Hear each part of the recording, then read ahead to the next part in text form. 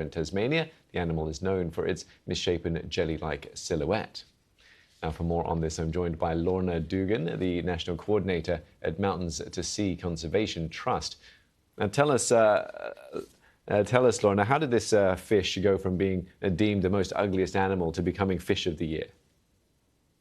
Well, its ascent to the surface has been dizzying, not only from the dark depths to be crowned Fish of the Year 2025.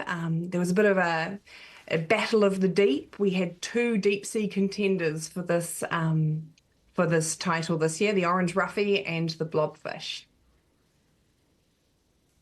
And tell us a bit more about the blobfish then. I understand it can actually look quite different from when it's in the water and when it's out of the water. Yeah, so they've gotten a pretty bad rap because down in the deep dark ocean where they're perfectly adapted to, they actually look like a normal sort of fish.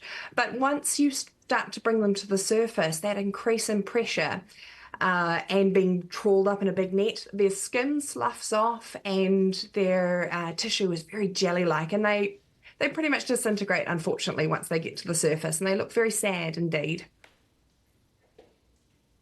So it's a bit of a harsh then, given the conditions. We're just not seeing them in the best light, I suppose you could say.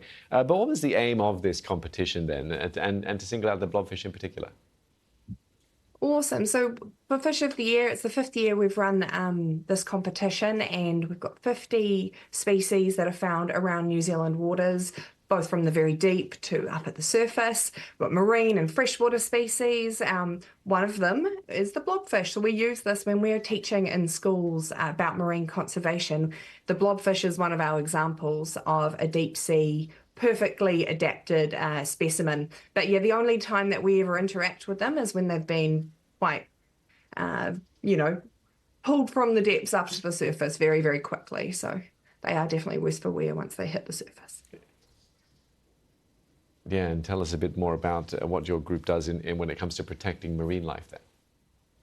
Cool. So Mountains to Sea Conservation Trust, we do marine and freshwater education and conservation all around New Zealand. So we start in the tops of the catchments. So we do freshwater, teach people how to monitor their streams and rivers, following it down from the mountains to the sea into the oceans.